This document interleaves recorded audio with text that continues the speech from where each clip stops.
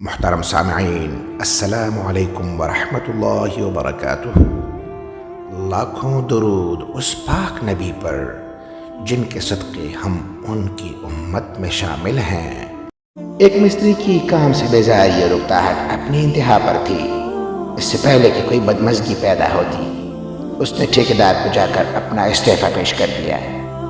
ٹھیکیدار ایک رحم دل اور شفیق انسان تھا۔ اس کے پاس ایک سے بڑھ کر ایک کاریگر تھا، مگر اس مستری کی کچھ انوکھی ہی بات تھی۔ جہاں تک معاوضے اور دستور کے مطابق بود و باش کی سہولیات تھی، ٹھیکیدار نے اسے ویسا ہی خوب نوازا ہوا تھا۔ اس مستری کی کام سے لگن اور محنت بھی قابل رشک تھی، مگر ایک دن یہ بھی داغ میں فارغت دے جائے گا، اس کے بارے میں کسی نے نہیں سوچا تھا۔ ٹھیکیدار نے استعفیٰ لیتے ہوئے مستری سے کہا، جاتے جاتے ایک آخری مکان اپنے ہاتھ سے بنا کر دیتے جاؤ تو میں یہ استعفیٰ قبول کر لیتا ہوں۔ بعد میں نخواستہ مستری کو کہنا ماننا پڑا۔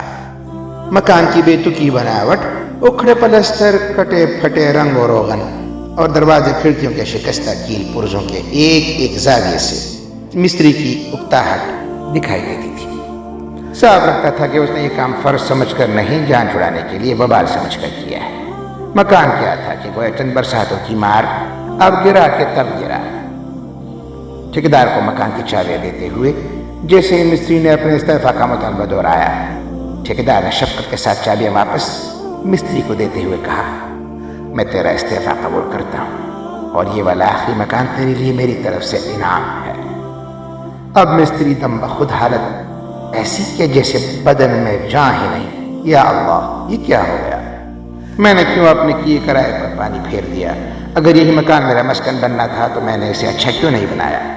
لوگوں کی زندگی میں رنگ بھرتا رہا اور خود اپنے لیے یہ بدرنگی کر ڈالی۔ کاش کاش کاش، مگر صرف حسرتیں تھی۔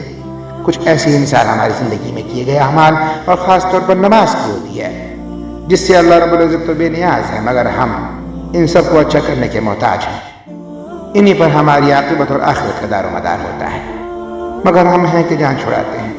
لاحق سمجھایا جاتا ہے کہ اچھے طریقے سے اپنا فرض ادا کرو، اچھے طریقے سے پیش کرو۔ سمجھ ہی نہیں آ رہی؟ کاش اس وقت سب سے پہلے سمجھ آ جائے جب صرف ندامت، شرمندگی اور پچھتاوا ہوگا۔ اللہ عمل کرنے کی توفیق دے، آمین۔ اقول قولی واستغفر اللہ لی ولکم ولسائر المسلمین۔